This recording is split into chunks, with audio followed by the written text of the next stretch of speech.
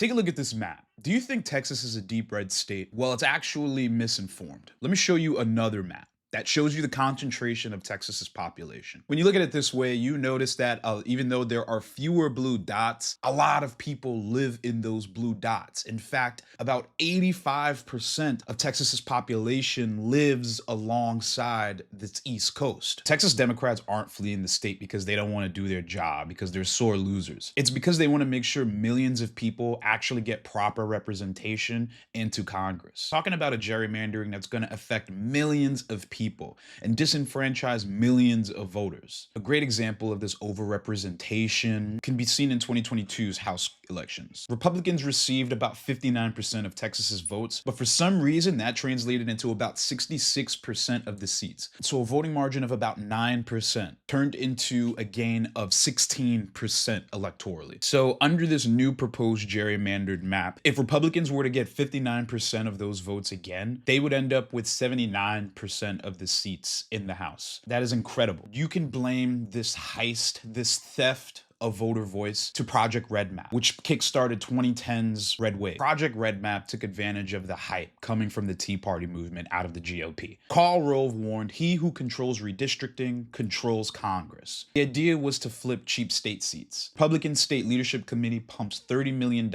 into 107 congressional races. That's an average of $125,000 per race. Not much. Midterm elections see low voter turnouts typically, as compared to presidential elections. While young people, Democrats, black and brown people were all hype off of Obama's 2008 win, they ain't really pay attention to 2010. Couple that with an invigorated base from the Tea Party movement and the fact that GOP is already older and white, and those people definitely show up for midterms. The result was the GOP added 63 new House seats, something that had never been done since 1946. They ended up flipping 22 state chambers in one night. It's absolutely insane results. This gave them the majority they need to go full steam ahead with gerrymandering and voter restriction laws, voter ID laws. The result of that led GOP to win 234 seats in the House in 2012, even though they lost the popular vote by 1.4 million votes. None of this Texas gerrymandering is possible without 2012's wins, without 2010's wins, and without the very important hype of the Tea Party movement. But who are these guys and what did they do?